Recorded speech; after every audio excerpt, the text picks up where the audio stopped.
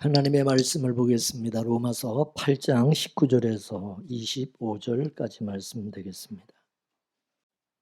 피조물에 고대하는 바는 하나님의 아들들에 나타난 것이니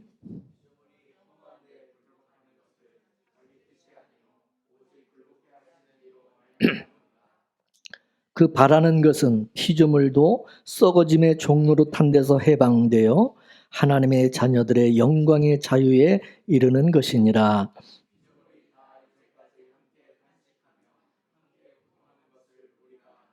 이뿐 아니라 또한 우리 곧 성령의 처음 익은 열매를 받은 우리까지도 속으로 탄식하여 양자될 것, 곧 우리 몸의 구속을 기다리느니라.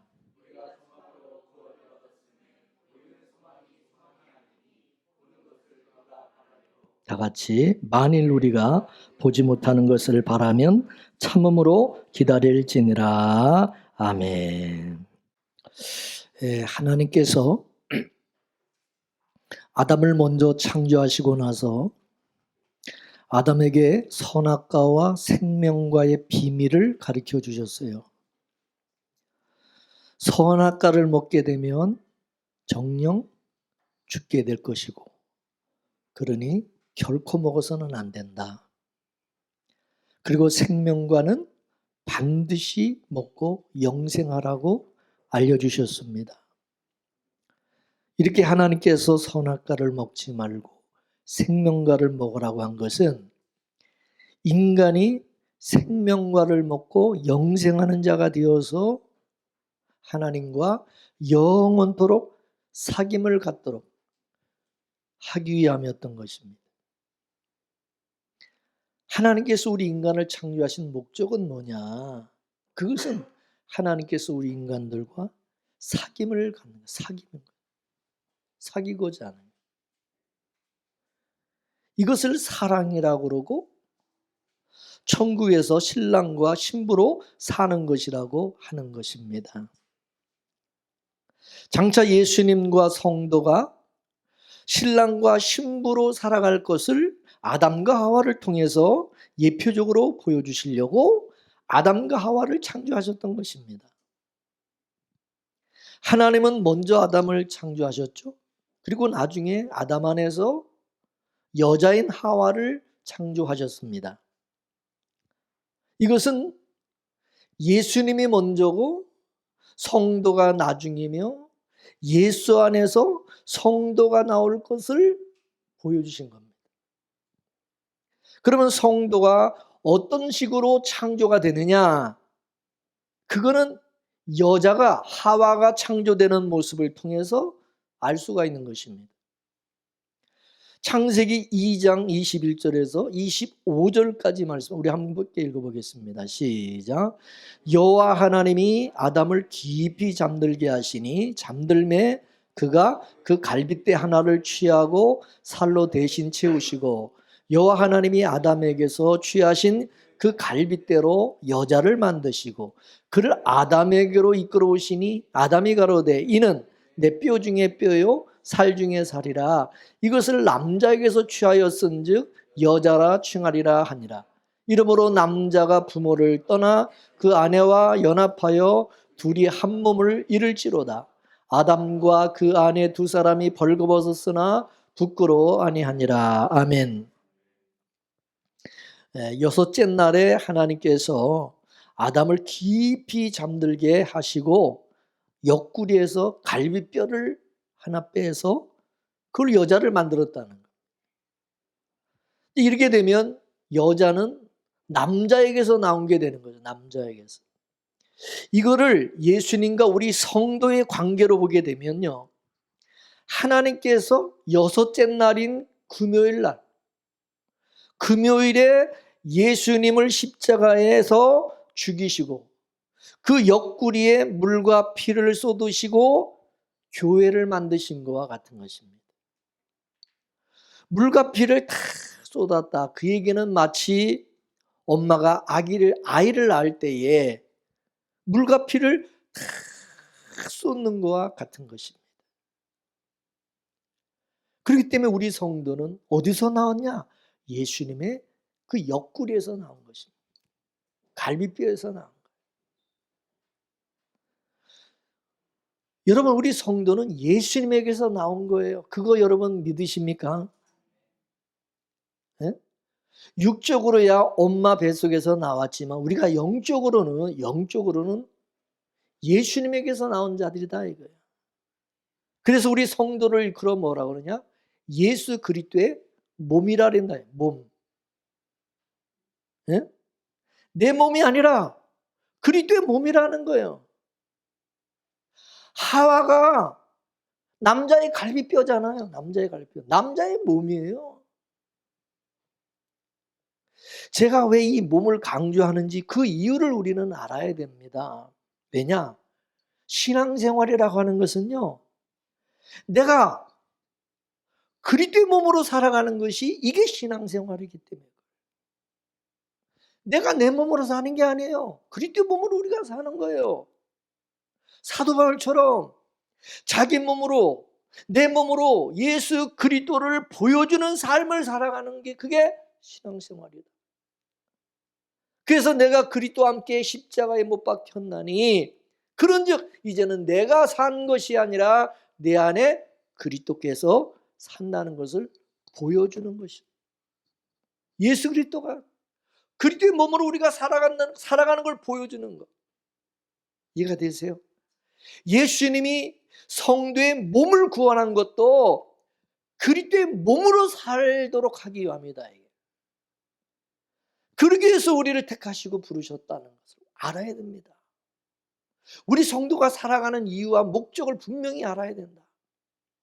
그래서 바울은 자기 몸으로 그리스도를 보여주는 삶을 살았고, 바울은 예수님의 마음으로 살았어요. 이거는 성령을 받은 모든 성도가 이렇게 살게 된다는 것을 바울을 통해서 예표적으로 보여주신 거다, 그것입니다. 다시 창조 얘기를 우리가 돌아가서, 하나님은 아담의 옆구리에서 나온 그 여자를 아담에게 다시 데려갔죠. 그리고 아담은 그 여자를 딱 보자마자, 하와를 보자마자 뭐라고 그럽니까? 대뜸 자기 몸에서 나온 자라는 것을 바로 알아봅니다. 그래서 여자를 자기 몸속으로 끌어당겨서 한 몸으로 만들어 버립니다. 이는 내 뼈 중에 뼈요 내 살 중에 살이로다. 이건 두 몸이 아니라, 서로 다른 몸이 아니라 같은 내 몸이다, 이게 한 몸이다 이것입니다. 이거를 사랑이라고 그러고요, 이걸 결혼이라고 그런다. 이게 이해가 되세요? 사랑이 뭡니까? 결혼이 뭡니까? 둘이 한 몸이 되는 거예요. 원래는 한 몸이었어요. 부부가 원래는 한 몸이었는데 잠시 떨어져 있다가 다시 만나서 합하는 것이, 다시 연합하는 것이, 이게 뭐요? 결혼이다 이게요. 이게 한 몸이 되는 거예요. 이게 영적으로 구원이다 이거예요. 믿습니까? 그래서 우리가 구원받으면 예수 그리스도와 뭐가 돼요? 한 몸 되는 거예요. 믿습니까? 예수님의 지체가 되는 거예요. 그죠? 똑같잖아요. 똑같잖아, 원리가. 구원이라는 것은 그래서 원래 자기가 나왔던 곳으로 다시 돌아가는 거, 이게 구원이다 이게. 그럼 이걸 누가 주도하느냐 하면 바로 예수님이 하신다는 거죠. 그래서 만물이 주께로 인하고 주로 말미암고 주께로 돌아간다, 그렇게 말씀합니다. 구원이라는 것은 신랑이신 예수님에게서 나왔던 성도가 신부가 돼가지고 다시 신랑 안으로 들어가는 것, 이게 구원이다 이거야. 아무튼 하여간 아담과 하와는 한 몸으로 에덴 동산에서 얼마나 살았는지는 모르지만 행복하게 잘 살았어요. 아담은 하와에게 생명과와 선악과에 대해서 알려줬을 거예요. 이때까지만 해도 아담이나 하와는 아직 선악과나 생명과 중에서 어느 것도 먹지 않고 그동안에 다른 실과를 먹고 살았어. 왜냐? 에덴 동산에서는 선악과와 생명과만 있었던 게 아니라 다른 실과들도 많이 있었기 때문입니다. 근데 어느 날 뱀이 하와에게 다가와서 말을 합니다. 창세기 3장 1절에서 6절까지 말씀을 봅니다. 시작. 여호와 하나님의 지으신 들짐승 중에 뱀이 가장 간교하더라. 뱀이 여자에게 물어가로되 하나님이 참으로 너희들어 동산 모든 나무의 실과를 먹지 말라 하시더냐?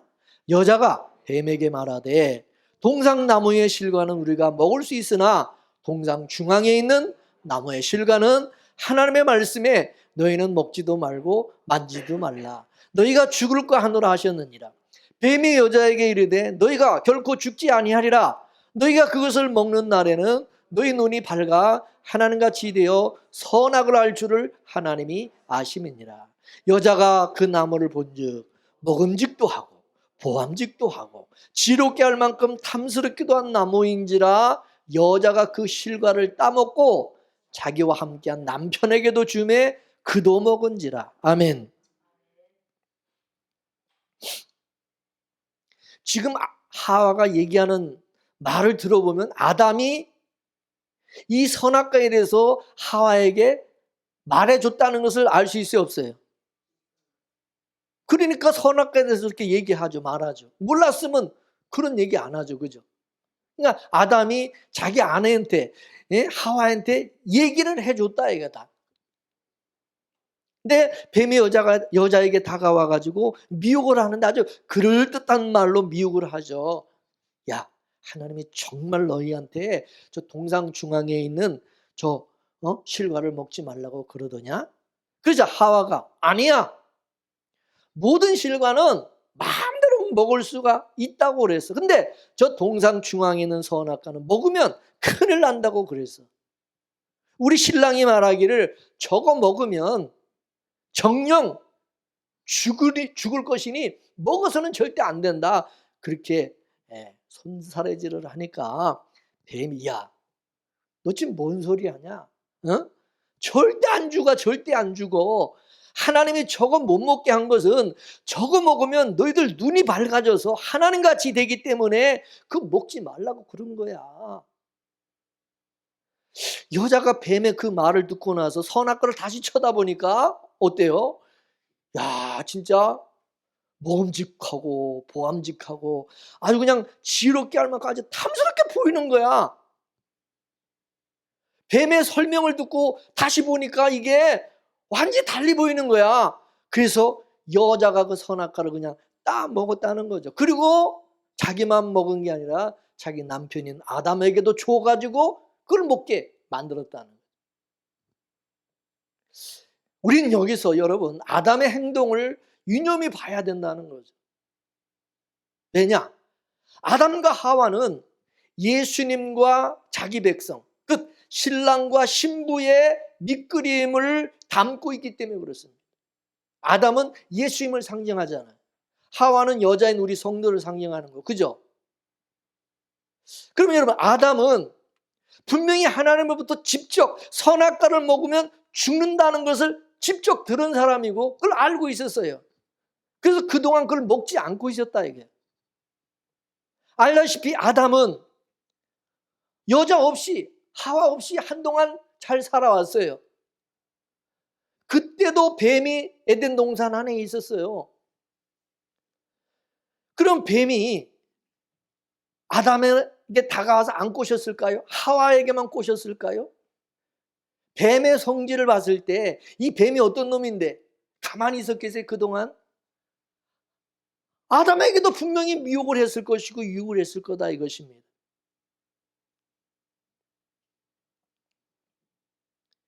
여기서 중요한 것은 뭐냐면 여자가 먹지 말라고 한 그 선악과를 따먹고 죽은 자가 돼버린 겁니다.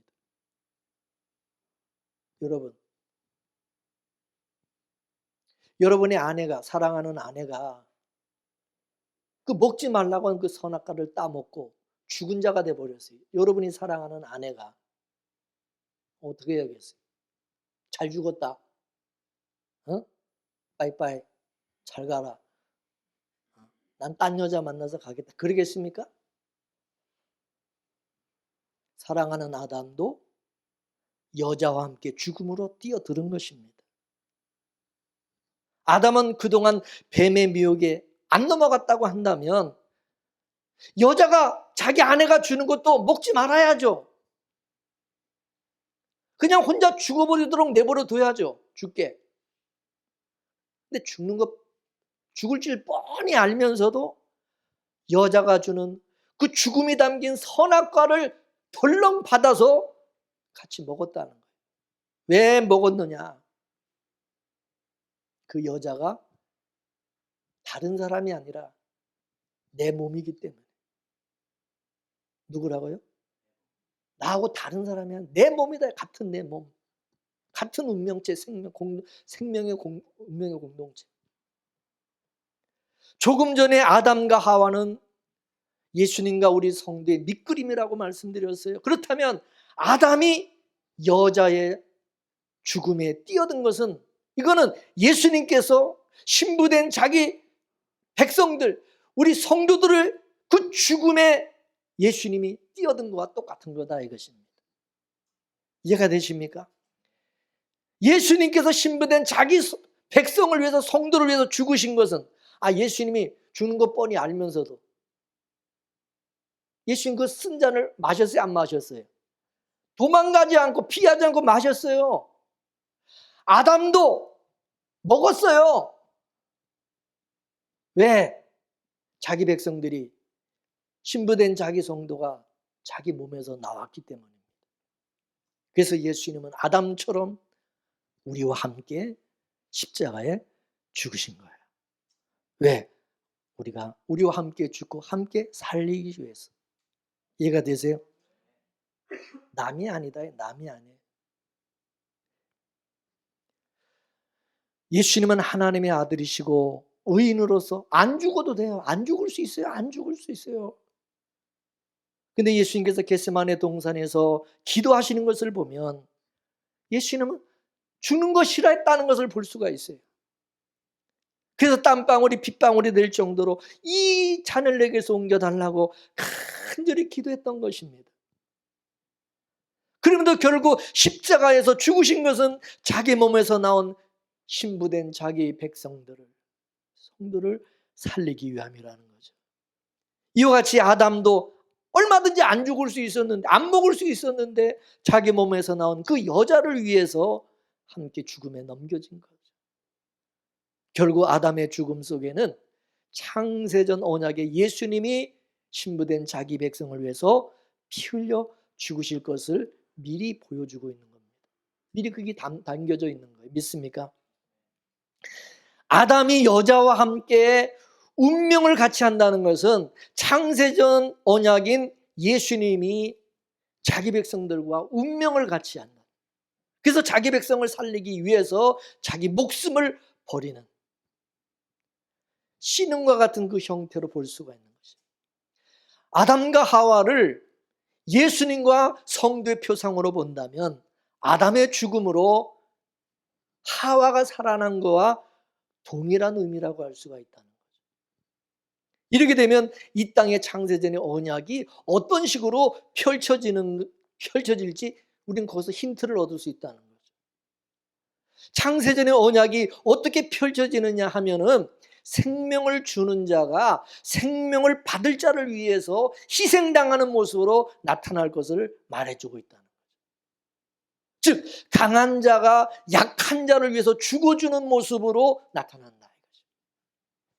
그래서 예수님이 오셔서 십자가에 죽으신 것이 이게 기쁜 소식, 복음이 되는 거다. 예수님이 죽으심으로 자기 백성들이 살아났기 때문에 복음인 것입니다.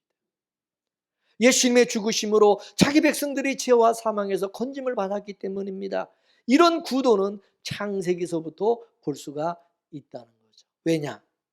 이 세상은 창세전의 언약을 펼쳐 보이는 장소고, 그걸 펼쳐 보이는 현장이기 때문에. 그렇기 때문에 아담으로부터 시작된 인류 역사 속에는 창세전의 그 언약이 신음과 같이 거기 담겨져 있다는 거죠. 어떤 식으로 담겨져 있느냐면은 언약의 후손으로 오실 하나님의 아들의 표상이 되는 인물들이 성경을 보면 다 희생을 당함으로 죄인이 살아나는 그런 구도로 돼 있다는 거예요, 성경이. 그렇죠? 보세요. 그래서 애굽의 바로왕이 꾼 꿈을 보면 그 꿈에도 살찐 소가 파리한 소에게 잡아먹히는 모습으로 전개가 되는 거예요. 이 세상의 창세전의 언약이라는 그림은 의인이 죄인에게 죽임당하는 그런 구조로 짜여져 있다. 그래서 아벨을 시작으로 해서 이런 구도가 펼쳐지기 시작한 것입니다. 아벨은 하나님께 속한 자죠. 가인은 마귀에게 속한 자. 아벨은 하나님의 사랑을 받아서 희생당한 거예요. 아벨은 하나님의 사랑으로 하나님이 정말 택한 하나님께 속한 자죠. 결국 이 땅에서 하나님의 사랑을 받는 자가 죽임을 당한다. 희생을 당한다. 그걸 보여주는 거예요. 그래서 가인이 아벨을 죽인 겁니다. 근데 하나님은 아벨의 희생을 도리어 용서하는 방식으로 가인을 살려주십니다. 가인이 자기 죄벌이 너무 무겁고 두려워서 하나님께 탄원을 하죠. 그러자 하나님은 가인에게 표를 주어서 죽음으로부터 면하게 해줍니다. 그럼 가인의 살아가는 그 바탕에는 아벨의 피가 깔려져 있는 것입니다. 이러한 것이 노아 시대에 와서, 노아 시대 때는 정결한 제물이 희생당함으로 부정한 것들이 살아나는 형식으로 나타나는 것입니다. 정결한 제물은 부정한 것을 위해서 죽임을 당하는 거죠. 그럼 부정한 것은 정결한 제물의 희생으로 살고 있는 것입니다. 정결하다는 것은 죄가 없다는 것이 이 죄가 없다는 말이죠. 그러면 죄가 없다는 것은 뭡니까? 하나님께 속했다는 거죠. 하나님. 그렇다면 이 세상에서 하나님께 속한 사람들, 이 정결한 이 죄 없는 이 정결한 의인이 항상 죽임당하는 모습으로 되어 있다. 창세전의 언약이 죄 없는 하나님의 아들의 희생으로 죄인이 살아나는 것으로 그렇게 되어 있다 이것이. 그래서 언약의 후손을 상징하는 요셉도 보세요. 요셉도 형제들에게 미움을 받고 애굽으로 팔려가죠. 다윗도 사울왕에게 얼마나 미움을 받습니까? 예수님도 유대인들로부터 미움을 받아서 죽임을 당하여 자기 백성들을 살려내죠. 이러한 이 맥은 언약 자손에게는 멍에와 같이 따라다닌다. 그렇기 때문에 예수 안에 있는 성도들도 예수님의 운명처럼 항상 자신을 죽음에 넘겨는 삶으로 초대받게 된다.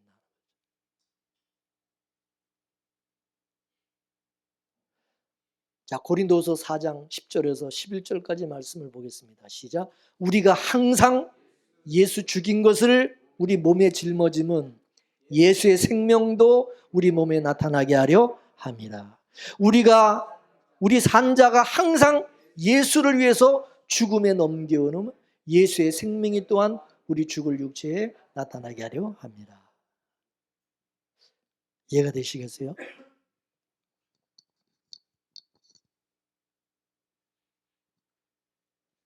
우리 성도, 예수 안에 있는 우리 성도들도 항상 예수님처럼 죽음을 짊어지는 것은, 우리가 죽음에 넘기게 되는 것은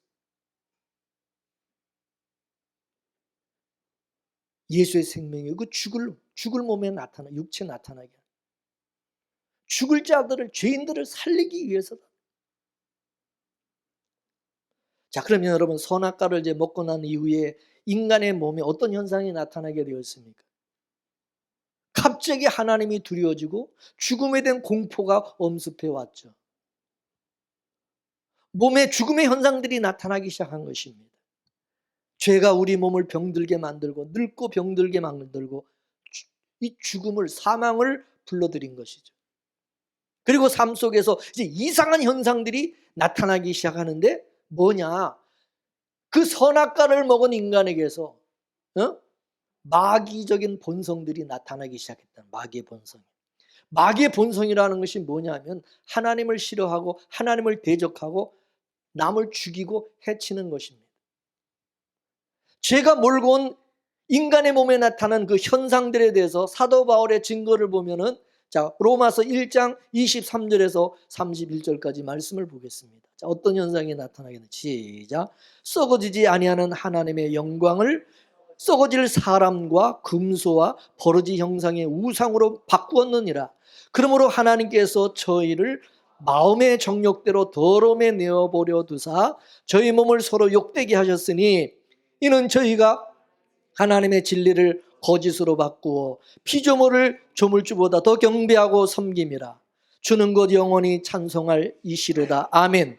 이를 인하여 하나님께서 저희를 부끄러운 욕심에 내어보려 두셨으니 곧 저희 여인들도 순리대로 쓸 것을 바꾸어 영리로 쓰며 이와 같이 남자들도 순리대로 연히 쓰기를 버리고 서로 향하여 음욕이 부릴 듯하며 남자가 남자로 더불어 부끄러운 일을 행하여 저의 그릇 때문에 상당한 보응을 그 자신에 받았느니라.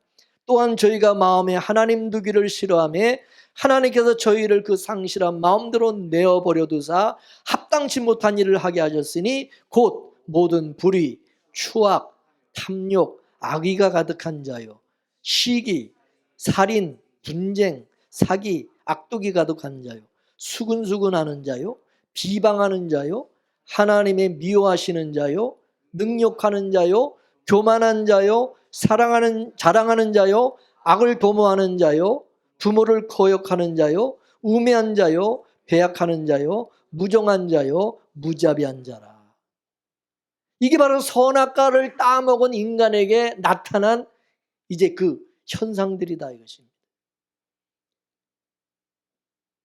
이게 선악과를 먹고 난 인간들의 그 현상, 모습. 그 중에 먼저 하나님을 싫어한다는, 하나님을 싫어한다. 그래서 10계명 중에서 제1계명이 뭐냐? 그래서 다른 신을 섬기지 말라. 그 얘기는 너희들은 하나님을 싫어해서 지금 다른 신을, 우상을 섬기고 있다 그 말이죠. 그리고 몸뚱이를 자기 쾌락의 도구로 사용한다는 것입니다. 음욕이 부릴 듯 일어나면서 순리를 영리로 바꾸기 시작한다. 이건 창조의 원리에 역행을 하는 거다 이거죠. 즉 하나님의 뜻을 거역하고 육신의 쾌락을 쫓아서 살아간다. 하나님을 섬기라고 지음을 받은 인간이 도리어 자기 유익을 위해서 자기가 하나님이 돼가지고 자기 중심으로 자기 유익을 위해서 자기 욕심을 채우기 위해서 자기 배를 채우기 위해서 이제 하나님도 이용하고 다른 사람도 이용하고 모든 걸 다 이용해서 다 자기 유익을 취하고 자기를 섬기는 우상숭배. 이게 우상숭배라는 거죠. 인간관계 속에서는 불의와 추악과 탐욕과 악의가 가득한 자예요. 시기, 살인, 분쟁, 사기, 악독이 가득해서 남을 죽이고 해치고 빼앗고 사기치고 미워하고 싸우고 교만하고 부모를 치는 폐역하고 무지아부임으로 나타난다는 거죠. 이거는 인간들이 할 수 있는 나쁜 짓이라는 나쁜 짓은 다 한다 그것입니다. 우리 안에 이런 현상이 나타나는 것은 뭐냐? 우리가 인간이 선악과를 먹었다는 증거다 이것입니다. 너 선악과 먹었어 안 먹었어? 안 물어봐도 그 증상을 보면 여러분 딱 선악과 먹었구나 알 수 있다. 이해가 되십니까? 사도들의 서신서에서 죄의 그 현상들을 쭉 열거한 것을 보면은 시기와 질투와 분냄과 정욕과 음란과 포악과 회방과 악함과 더러운 말과 불의와 추악과 미움과 이간질과 좌우지간 나쁜 짓이란 나쁜 짓은 다 포함되어 있어요. 이거는 십계명에서 한마디로 이웃을 해치는 모습으로 말씀하고 있는 거죠. 이게 바로 선악과를 먹은 인간의 몸에 나타나는 현상들이다 이거죠. 그러니까 우리 몸은 뭡니까? 죄를 그려내는 도화지와 같은 것이다. 여러분, 감기가 걸리면 여러분, 나 감기 안 걸렸다 아무리 똑 잡아 뛰고 거짓말을 해도 감기 걸리면은 감기 걸린 증상이 나타납니까? 안 나타납니까? 콧물이 질질 나오지, 재채기가 자꾸 나오지, 열나고 온몸이 막 쑤시고 아프고 머리가 찌근찌근거리고 아프고 밥맛도 떨어지고 각양의 증상들이 나타나잖아요. 자기가 아무리 감기 안 걸렸다고 그래봐야 감기 걸린 증상이 명백하게 나타나는데 감기 안 걸렸다고 말할 수 있어요? 죄가 우리 몸에 각양의 이런 증상들이 나타나게 하네요. 그러면 그런 증상이 우리에게 나타난다는 것은 뭐겠어요? 아, 죄가 우리 몸에서 이렇게 나타나고 몸에 죄가 이렇게 발현이 된다는 것을 말해주고, 마귀는 인간의 몸을 가지고 자기 속성을 드러내는 것입니다. 드러내게 하는 거예요. 마귀의 속성은 한마디로 말해서 죽이는 거예요. 죽이는 거예요. 그렇기 때문에 죄인의 몸은 죄를 표현하는 도구로 사용되어지는 것입니다. 그래서 성경은 죄를 말할 때에 인간의 타락한 삶을 가지고 말을 하는 것입니다. 그래서 인간이 선악과를 먹고 난 이후에 그 몸에서, 인간의 몸에서 남을 죽이고자 하는 악이 꿈틀거리기 시작하는 것입니다. 그 첫째가 이제 하나님 두기를 싫어하는 것이고, 그리고 이제 하나님께 속한 자를 보면은 적개심이 일어나고 괜히 미워하고, 하나님께 속한 자들을 괜히 미워하고 싫어하는, 이게 가인을 통해서 보여준 겁니다.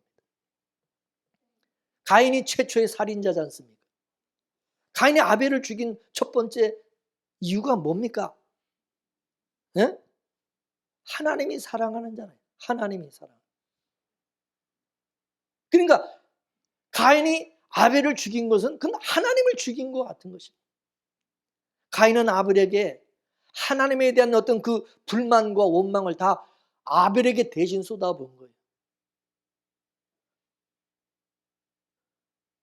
종로에서 뺨 맞고 어디 가서 화풀이 한다고? 한강에 가서 화풀이 하듯이 아담한테 화풀이 다 한 거예요. 아벨에게.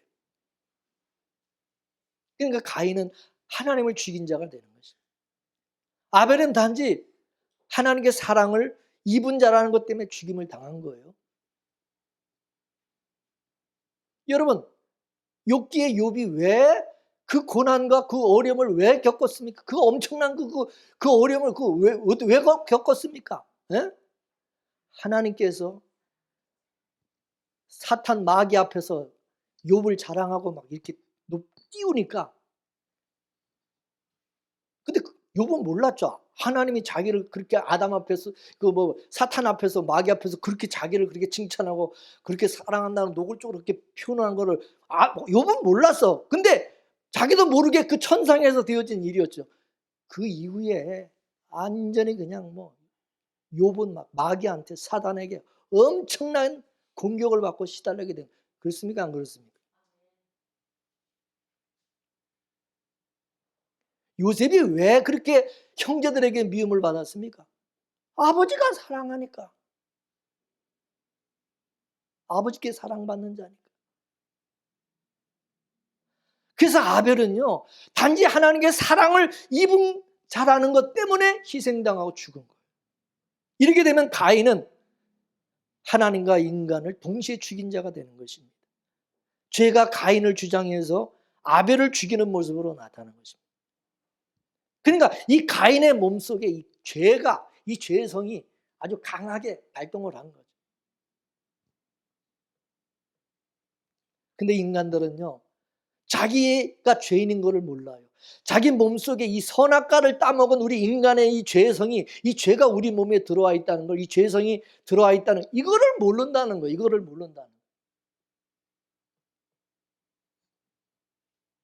그래서 성경에 이런 죄가 이런 현상을 만들어낸다는 것을 성경에 쭉 이렇게 기록해. 봐라, 이게 죄 현상들이다. 그래서 인간관계 속에서 남을 자꾸 해치고 또 남의 것을 자꾸 뺏으려고 그러고 거짓말하고 사기치고, 이게 다 죄가 몰고 온 증후군이다 이거야. 자기 몸뚱아리 하나 살기 위해서 남을 죽이는 것입니다. 남을 해치는 거예요. 처음에 하나님께서 하나님의 형상으로 인간을 지을 때 예수님의 신부를 겨냥해서 지으셨어요. 그러면 예수님의 신부가 될 인간 속에는 예수님의 성품이 담겨져 있어야지, 어떻게 마귀의 성품이 담겨져 있으면 되겠어요?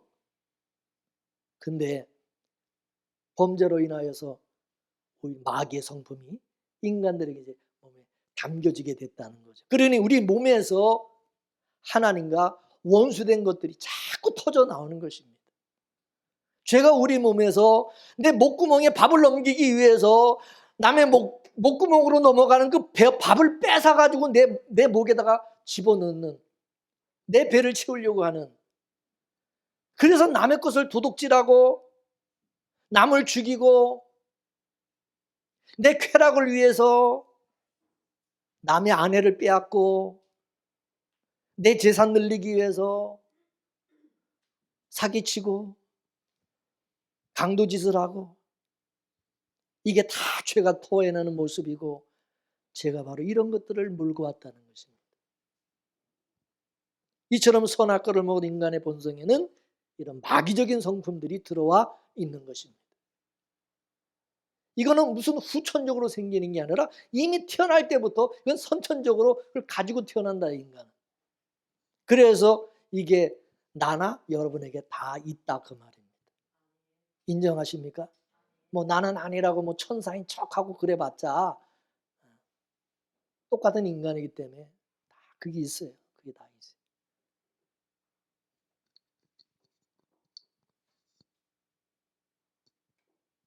죄가 우리 몸을 장악하게 되면 비윤리와 비도덕적인 그런 삶이 나타나게 돼 있는 것입니다.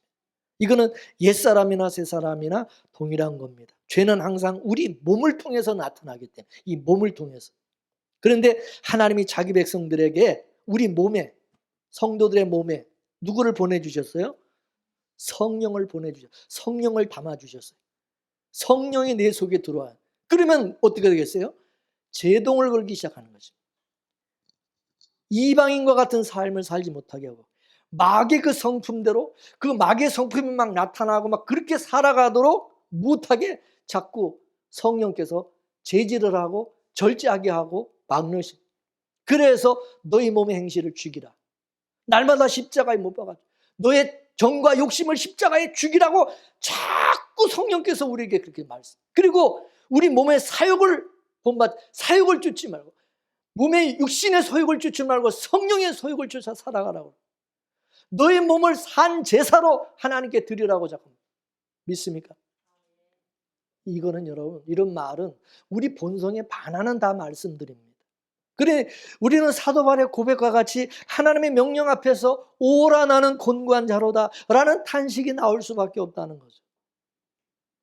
죄는 우리 몸에서 마귀의 본성을 자꾸 나타내고자 하는데, 성령께서는 우리 몸에서 하나님의 본성을 나타내도록 한다는 거죠. 하나님의 본성으로 사신 분이 누구냐? 예수님이잖아요. 그러니 하나님 우리 안에서 예수님의 성품이 나타나도록 하시는 거예요. 마귀와 예수님은 성품이 정반대입니다. 마귀는 죽음에 속하여서 죽이는 일을 하는 거예요. 죽이는 거예요. 마귀는요, 귀신 들린 사람들은요, 결국 그 사람 나중에 귀신이 그 사람을 죽이고 그 집안을 다 망하게 만드는, 그래 끝이 나는 거예요. 예수님은 뭡니까? 생명에 속해서 우리를 살리는 일을 하시는 거예요. 살리는. 할렐루야. 선악과 속에는 죽음의 속성이 담겨져 있고, 생명과 속에는 생명이, 영생의 그 속성이 담겨져 있어요.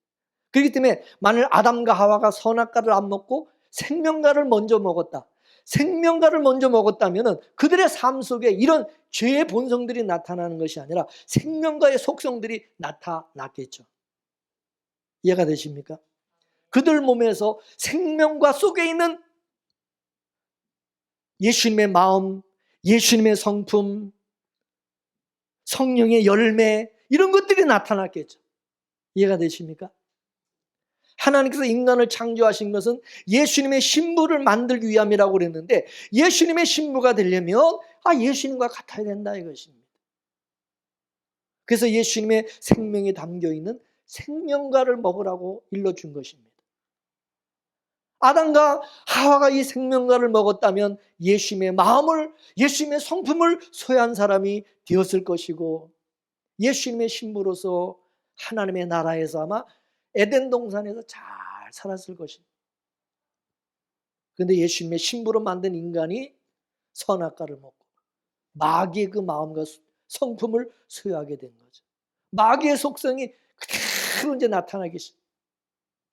남을 해치고 죽이고 자기 몸의 쾌락을 위해서 살면서 방종하고 방탕하며 살아가는 그런 모습들이 막 나타나게 된 거예요.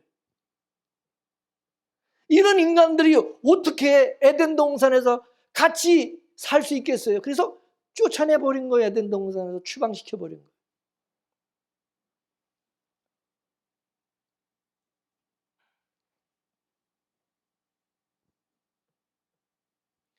그리스도와 벨리알이 함께 할 수 없다고 성경에 말씀하셨는데, 왜 그러냐면 이건 서로 성질이 다른 것이기 때문에 그렇다.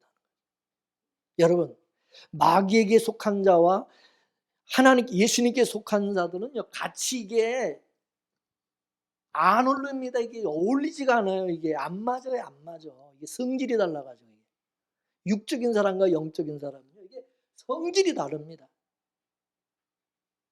그래서 함께 못해요. 그래서 예수님이 멍에를 함께 매지 말라고 얘기한 것도 거기에 있는 거예요. 우리가 예수님과 함께 살려고 그러면, 그래서 이 자기 그 백성들, 이 신부된 성도들 속에 이 마귀의 속성들을 죽여야 되는 거예요. 이 마귀의 속성을 이거를 없애야 되는 거예요. 이게 죽여야 되는 거예요. 그래서 예수님이 오셔서 하신 게 뭐냐? 우리 이 몸뚱아리 교체 작업을 하죠. 이 몸뚱아리를 교체시키는. 이게 새로운 피조물로 거듭나게 하는, 새로운 피조물로 거듭나게 하는 작업을 하시는 것입니다. 그래서 믿습니까? 이 개조화, 이 교체를 해야 돼, 이 몸이. 그리고 어떻게 하면 십자가에서 옛사람을, 그래서 어떻게 하느냐 하면 이제 십자가에서 옛사람을 죽이고 성령으로 새 사람으로 살려내는 방식으로 일을 하시는 것입니다. 이거를 예수님이 자기 백성을 대표로 해서 예수님이 대신하신 것입니다. 그리고 이제 이 원리를 이제 자기 백성들에게, 신부된 주의 성도들에게 그냥 그대로 적용을 시키는 거예요. 예수님은 자기 백성들에게 이 원리를 적용하시기 위해서 우리 속에 성령을 보내주신 겁니다. 믿습니까? 그 성령은 뭐냐? 예수님의 마음이고 예수님의 속성이에요. 그게 우리 속에 들어온 거야. 성령을 받은 사람은. 그래서 성령은 우리 몸에다가 성령을 주시는 거예요. 성령, 우리 몸에다가. 그래서 우리 몸을 성령이 거하시는 처소, 전이라고 그러는 거예요. 전, 집이다. 이게 믿습니까? 성령이 거하는 집이다, 우리 몸이. 그래서 바울은 이 몸은, 비록 몸은 아담에서 우리가 태어난 이 옛 몸이지만은 그 속에 새로운 성품이 들어와 있다는 거죠. 이걸 구약 시대에 가나안 전쟁으로 보여준 가나안 전쟁. 가나안 땅은 마치 우리 몸과 같은 것이고, 그 가나안 그 땅, 거기에 살고 있는 7 족속은 이게 마귀의 속성과 같은, 마귀, 이제 죄의 속성. 이놈들이 얼마나 강합니까? 강한 놈들입니까? 우리 안에도 옛사람, 그 마귀의 그 속성이 굉장히 강하게 자리 잡고 있다 이거죠. 근데 그 속에 누가 쳐들어갔냐? 그 속에 여호수아가 정복하기 위해서 들어갑니다. 여호수아라는 것은요, 이 여호수아, 히브리식의 이 여호수아라는 이름은 헬라어로 얘기하면 예수입니다. 예수아. 할렐루야. 예수아. 그러니 가나안 땅 같은 우리 몸에 누가 들어온 거냐? 예수님이 쳐들어오신, 예수님이 가나안 정복하듯이 우리 몸을 정복하기 위해서 오신 겁니다. 믿습니까? 여호수아가 가나안 땅에 정복하고 들어간 것처럼 예수님께서 전쟁을 하기 위해서 우리 속에 들어와 있는 거예요. 전쟁을 치르기 위해서. 믿습니까? 전쟁이 뭡니까? 깨 부수고 박살내버리고 그리고 다시 세우는 거예요. 믿습니까? 파괴시켜버리고 다시 거기 새롭게 세우는 거예요. 새롭게. 처음에는 예수님이 들어오면, 성령이 들어오면 어떻게 하겠어요? 기존의 것이 더 잘 되게 막 이러겠어요? 기존의 것을 싹 다 멸하겠어요? 멸하겠어요? 안 멸하겠어요? 가나안 7 족속 다 진멸해 버리는 거예요. 성령을 받으면요 힘듭니다.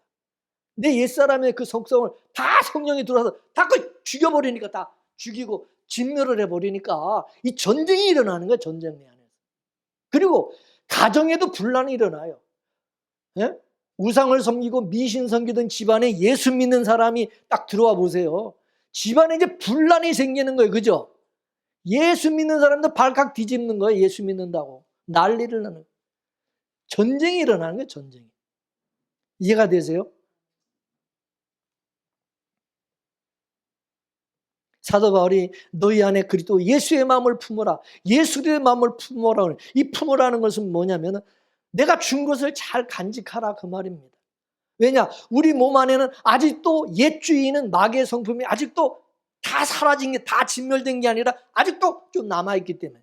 여러분 가나안 7 족속을 이 이스라엘이 여호수아가 쳐들어가서 다 진멸했습니까? 좀 남겨두었습니까? 남겨놨습니까? 남겨놨습니까? 남겨져 있었죠. 응? 왜 남겨두었느냐? 이것을 가지고 이스라엘을 시험하기 위함이라고 하나님께서, 이스라엘 백성을 시험하기 위해서 그걸 남겨뒀다 그랬어요. 이들이 하나님의 말씀에 순종을 하는지 순종하지 않는지 시험하겠다. 예? 이 사람들이, 이스라엘 백성이 하나님의 뜻대로 순종하면서 살아가면 하나님의 그 성령의 성품과 성령의 그 마음, 예수님의 마음으로 이렇게 살아가는 그게 되겠지만 자꾸 육신을 쫓아서 마귀의 속성을 쫓아서 살아가게 되면은 어떻게 되느냐? 이 속에서 마귀적인 그런 죽이는 이런 것이 막 더 강해져 가지고 결국은 뭐냐? 이스라엘이 망한다. 망하고 그 마귀의 속성 때문에 거기에 완전 눌리고 망하게 된다.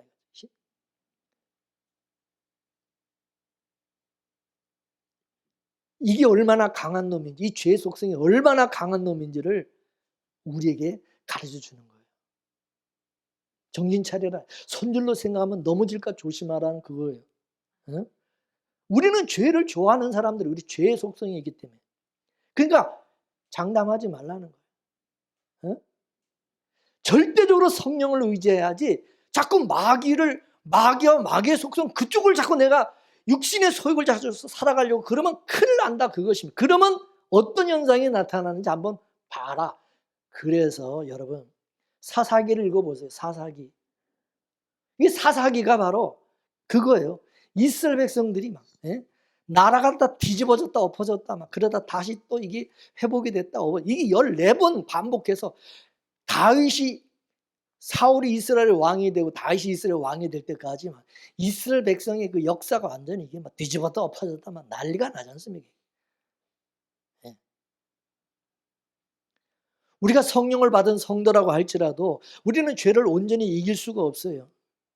그래서 사도 바울이 뭐라고 그랬어요? 우리 안에 두 법이 싸우고 있다는, 전쟁을 한다는, 죄의 법과 의의 법이 이게 내 안에서 전쟁을 하고 전쟁을 싸우고 있다는 거죠. 그래서 오라 나는 곤고한 자로다. 누가 나를 이 몸에서 나를 건져줄 거 탄식을 한 것입니다. 왜 이런 식으로 하나님께서 일을 하시느냐? 우리 몸에 하나님의 은혜를 남기시기 위해서라는 거죠.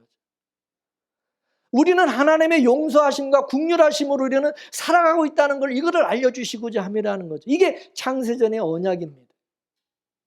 아무튼 예수님은 자기 몸을 죽음에 넘겨주고 신부된 자기 백성들의 몸을 핏값으로 사왔어요. 뭘 사왔습니까? 우리 몸을 사왔어요. 그래서 여러분 지난번에 얘기했죠. 히브리저 유대인들의 결혼 그 풍습이 뭐냐고. 신부를 돈 주고 사오잖아요. 거기는 값을 치르고 똑같아요. 예수님도 신부된 우리를 위해 핏값을 우리 사오는 신부로 우리 사는 거 믿습니까? 그래서 사도 바울이 뭐라고 하냐? 너희는 너의 몸의 것이 너희 것이 아니라 예수님의 것이라고 말씀. 왜? 예수님의 피로 샀기 때문에. 너희 몸은 그래서 너희를 위해서 살아가면 안 되고 예수님을 위해서 살아가야 된다는 거예요. 왜냐? 우리 예수님의 것이기 때문에. 이제 우리 몸이 예수님의 몸과 예수님과 연합하여서 예수님과 옛날에는 떨어져 있었는데 예수님과 이제 다시 우리가 연합해서 한 몸이 됐기 때문에 예수님을 위해서 우리는 살아가는 자가 돼야 된다. 그래서 너희 몸은 너희 것이 아니라 예수님의 것이다 라고 하는 것을 알려주기 위해서 그 표정, 증표로 성령을 우리에게 보내주셨다는 거죠. 할렐루야. 그래서 예수님은 자기 백성들에게 신부된 우리 성도들에게 처음 성령을 주신 성령이 우리 몸 안에 와 계셔요. 원래 우리 몸 안에는 마귀가 준 성품들로 가득했는데 예수님이 성도에게 마귀의 성품과는 정반대가 되는 예수님의 성품을 다 심어 놓으셨어요. 이거는 마치 컴퓨터에다가 바이러스를 심어 놓은 것 같은 것입니다. 잘 돌아가던 컴퓨터가 바이러스에 감염이 되면은 이상하게 이게 버벅거리고 안 되는 거예요. 원래대로 작동이 안 되고 바이러스가 자꾸 오류를 일으키죠. 심지어는 컴퓨터가 자꾸 다운되고 작동 불능 상태가 딱 돼버리죠. 누가 그렇게 만든 겁니까? 바이러스가 컴퓨터를 그렇게 만들어요. 마찬가지예요. 옛날에는 우리가 죄의 속성을 쫓아서 죄를 짓고 마음대로 살았어. 근데 우리 안에 바이러스와 같이 우리 속에 성령을 심어 놓으셨어요. 이 성령께서 우리 속에서 작동을 하면서 자꾸 충돌을 일으킨, 버벅거리면서 옛날처럼 그렇게 이게 잘 안 되는 것. 옛날처럼 그렇게 못 살아. 우리가 원하는 대로 이 몸이 안 움직여진다. 성령께서 그거를 이제는 용납을 안 해요. 자꾸 간섭을 하는 거예요. 원래 우리 몸은 잘 돌아가던 컴퓨터와 같이 마귀가 심어진 그 프로그램대로 잘 돌아가면서 죄 짓고 그냥 마음대로 그냥 잘 살았어요. 아주 잘 살았어. 아담에서 태어난 몸으로 죄 짓는 일 아주 열심과 정성을 다하면서 살았어요. 예수 믿기 전에는 죄 짓는 게 너무너무 쉬웠고 즐겁고 죄를 지어도 하나도 부끄럽지도 않고 뭐 찔리는 것도 없고 당당했어요. 큰 소리치고. 근데 어느 날 예수님께서 우리 몸에 성령이라는 바이러스를 심어 놓으니까 자꾸 이제 충돌이 발생하게 되는 것입니다. 충돌이 일어나요. 성령이라는 바이러스가 자꾸 우리 원래 습성대로 살아가지 못하도록 자꾸 오류를 일으킨다. 이게 오류를. 옛날엔 육신의 쾌락을 쫓아가고 남을 해치는 마귀 습성으로 살아가고 남의 것을 훔치고 도둑질하고 사기치고 막 아까 얘기했던 그 죄의 속성 그걸 그냥 그대로 다 했는데 이제는 뭔가 부자연스럽고 자꾸 찜찜하고 예수 믿기 전엔 그 아무렇지도 않았는데 예수 믿고 나니까 자꾸 뭐가 이 걸리고 찜찜하고 성령이 내 마음속에서 자꾸 책망하고 간섭을 하기 시작하는 거예요. 가치관의 충돌이 생기는 것입니다. 예전에 느끼지 못하던 것들이 자꾸 나타나면서 이제 그런 것이 본인이 이제 그걸 깨닫게 돼요. 이게 예수님께서 심어놓은 성령이라는 바이러스 때문에 바로 이런 현상이 나에게서 자꾸 일어나는구나. 그걸 이제 알게 되죠. 그래서 성령이라는 바이러스가 마귀와 정반대인 예수님의 성품으로 살아가도록 자꾸 우리 몸을 툭툭 건드린다. 자꾸 자극을 하고 그쪽으로 자꾸 유도를 하고 이끄는 거예요. 그렇지만 우리 몸은 뭡니까? 예수님의 성품을 온전히 담아낼 수가 없는 고장난 몸이다 보니까 이게 참 공고한 거예요. 그렇지만 이 두 성품은 계속해서 우리 속에서 이 싸움, 전쟁을 하는 것입니다. 두 주인이 서로 우리 몸을 찾아야겠다고 싸우는 거예요. 그래서 우리 몸은 전쟁터예요. 가난 전쟁은 전쟁터. 우크라이나 전쟁하듯이 이 전쟁터가 돼. 누가 이제 이기느냐, 누가 세냐에 따라서 이제 그 주인의 성품이 우리 몸에 나타나는 거예요. 성령이 강하면, 성령이 이기시면 성령의 성품이 나타나고 마귀가 이기면 마귀의 성품을 나타내고. 이해가 되세요?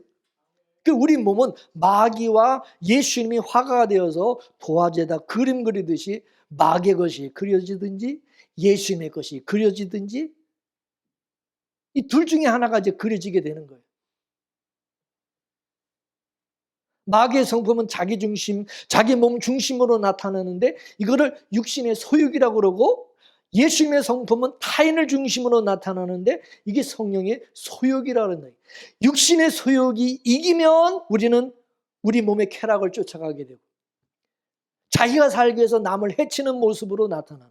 그러나 성령이 충만해서 성령의 소욕이 이기면 우리 몸은 예수님처럼 남을 위해서 살아가는, 섬기고 사랑하고, 성령의 7가지, 9가지 열매가 나타나는 거예요. 그렇기 때문에 성령 받았다고 해서 우리 마음대로 살 수가 없는 거죠. 예수 믿는다고 하면서 자기 마음대로 사라진다, 그 사람은 성령 받은 사람 아닌 것입니다. 성령 받은 사람은 반드시 이 현상이 나타납니다. 성령께서 간섭을 하십니다. 우리가 천사처럼 온전히 깨끗하고 온전히 죄도 안 짓고 산다는 그런 얘기가 아니라 죄를 싫어하는 성향이 나타난다는, 우리 몸, 나도 모르게 자꾸 그게 나타나기 시작합니다. 예수님께서 여러분 거라사 지역에 가가지고 귀신 들린 사람을 만났을 때 그 귀신이 예수님에게 뭐라고 그럽니까? 왜 아직 때도 안 됐는데 왜 왔냐 그러죠. 이는 예수님께서 귀신에게 그 몸에서 나오라고 말씀했기 때문에. 그러면 예수님이 왜 귀신들어 그 몸에서 나오라고 그럽니까? 예수님이 이제 그 몸속에 예수님이 들어가기 위해서 나오라고 그런 거죠. 그러니까 귀신이 발악을 하죠. 발악을. 나가기 전에. 귀신이 몸에서 자기가 나오면 그 사람 몸에서 나오면 갈 데가 없으니까, 그리고 활동을 못 하니까 뭐라고 그럽니까? 사정을 하죠. 사정을. 예? 어디 자기가 들어갈 다른 몸을 좀 달라고 요구하는 겁니다. 내가 여기서 나가면 어디로 갈 데가 없는데 어디 다른 데로도 들어갈 수 있게 해달라고 그러죠. 그래서 예수님이 어디로 들어가라 했습니까? 돼지들의 몸속에 들어가라 했어요. 돼지떼 속으로 들어가라 그랬어요. 귀신들이 돼지들 몸속에 들어가가지고 이게 돼지들이 갑자기 귀신들이 날려가지고 전부 어떻게 했어요? 몽땅 다 물에 빠져 죽게 되었어요. 그래서 예수님과 마귀는 우리 몸을 놓고 서로 차지하려고 경쟁을 벌이는, 우리 몸은 전쟁터다 이렇게 믿습니까? 전쟁터입니다. 그래서 사도 바울은 성령을 받은 몸이지만은 오라 곤고한 자라는 탄식을 하는 거예요. 전쟁이 우리 속에서 계속 일어나요. 우리 마음으로는 하나님의 뜻대로 살고 싶은데 이 몸이 마음대로 사라지지가 않아서 탄식하는 거죠. 왜냐하면 몸 안에 원래 주인인 마귀가 가난 원주민과 같이 딱 버티고 차지하고 있기 때문에 그렇습니다. 그러니 우리 몸은 늘 가난 전쟁이 일어나게 된다는 것입니다.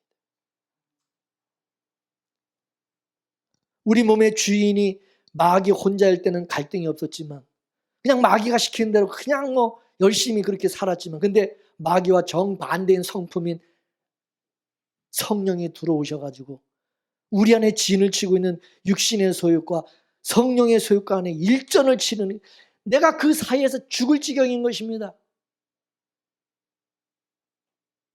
자기 몸뚱이는 죄 짓는 일에 단련되어 있는데 예수님이 자꾸 간섭을 하니까 사도 바울처럼 누가 이 사망의 몸에서 나를 구원할 사람이 없느냐고 소리치는 겁니다. 이거는 성령 받은 사람만이 이렇게 하는 것이지, 성령 받지 않은 사람들은 이런 탄식도 안 나옵니다.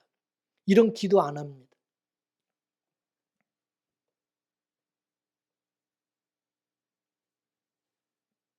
그래서 오늘 본문에 사도 바울은 우리 몸의 구속을 기다린다고 말하고 있습니다. 몸의 구속이라는 이 몸에서 벗어나는 것을 말하는 것입니다. 죄가 주장하는 그 몸에서 벗어나는 것, 이게 이제 몸의 구속이라는 것이죠. 우리 지금 현재 이 몸으로는 온전히 하나님의 뜻을 감당해낼 수가 없기 때문에, 그래서 이 몸의 구속이 일어나기를, 이 몸에서 벗어나기를 바라는 것입니다. 그 얘기는 뭐냐면 우리 이 육신의 몸이 죽어야, 이 몸이 죽어 없어져야 우리는 이 몸의 구속, 여기 몸에서 벗어날 수가 있는 거예요. 하나님의 뜻대로 그때는 마음대로 살 수가 있어요. 그래서 하나님께서 땅의 몸이 죽으면 우리에게 하늘의 몸을 주겠다고 말씀하신 것입니다. 자, 고린도후서 5장 1절에서 8절까지 말씀을 보겠습니다. 시작.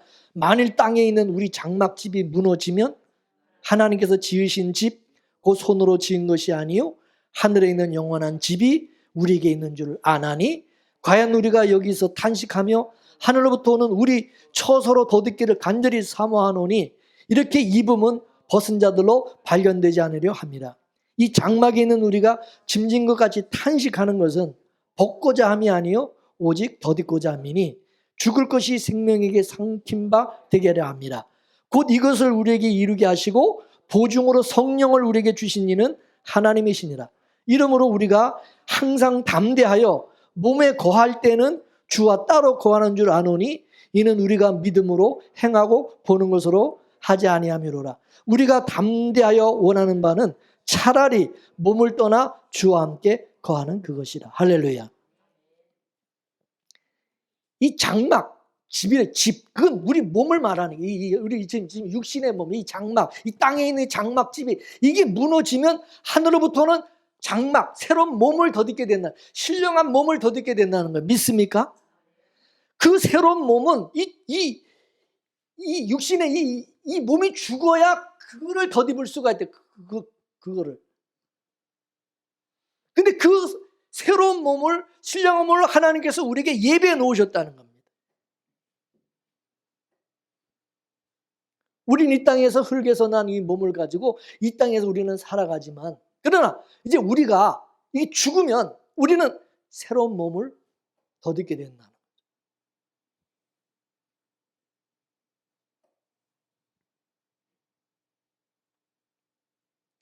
하나님은 흙에서 난 몸으로 땅에서 살아가는 자기 백성들에게 하늘에서 살아갈 몸의 재료가 되는 말씀을 씨앗과 같이 우리에게 심어놨어요. 이 씨는 우리 몸이 죽어야, 하늘의 밀알에 죽어 썩어야 거기서 피어나는 것처럼 그때 그게 피어난다. 이거는 마치 사과씨가 죽어서 사과 나무를 피워내는 것 같은 거죠. 즉, 이 땅의 몸, 육신의 몸이 이게 죽어야 하늘의 몸으로 피어나게 된다. 이해되십니까? 사도 바울은 이 비밀을, 이 사실을 아는 겁니다. 그래서 사도 바울은 하루라도 빨리 죽었으면 좋겠다. 빨리 육신의 몸에서 벗어났으면 좋겠다. 사도 바울이 왜 그런 말을 했는지 이해가 되십니까? 여러분은 안 죽기를 원하시죠? 이 썩을 놈의 육신 그냥 오래도록 그냥 이 몸에서 장수하며 오래오래 안 죽고 살기를 원하시죠? 그래봤자 이 몸은 죽게 돼 있어요. 늙고 병들고 나중에는 죽습니다. 차라리 빨리 이 육신의 몸에서 벗어나서 하나님이 우리에게 예비하신 하늘의 새로운 몸, 신령한 몸을 덧입고 이제는 우리 안에서 그런 가난 전쟁과 같은 이런 것들이 계속 우리에게서 일어나는 게 아니라 진짜 이제는 온전히 그리스도의 몸으로 예수의 신부된 자로서 온전히 예수님의 성품, 오직 성령의 그 성품, 하나님의 그 성품을 우리가 지닌 그런 새로운 몸으로서 하늘의 몸으로 다시 덧입어서 살아가는 그 몸의 구속을 정말 기다릴 수 있는 그런 신앙, 그런 은혜가 정말 저와 여러분에게 있어지길 주의 이름으로 축원합니다. 이거는 진짜 아무나 이걸 아무나 이런 걸 바라고 이런 걸 꿈꾸는 것이 아니에요. 진짜 성령을 받고 은혜를 받은 사람만이 사도 바울의 이런 소망, 이런 소원을 가지게 된다는 거죠. 믿습니까? 오늘 저와 여러분들에게 그런 몸의 구속을 바라는, 기다리는 그런 믿음이 있기를 주의 이름으로 축원합니다. 기도하겠습니다. 하나님, 선악과를 먹은 아담의 그 죄의 몸을 가지고 태어난 우리 인간들, 저희들 죄 가운데 마귀의 속성대로 우리는 살 수밖에 없는데 우리 안에 예수 그리스도께서 오셔서 예수님이 나의 주가 되시고 머리가 되시고 신랑이 되시고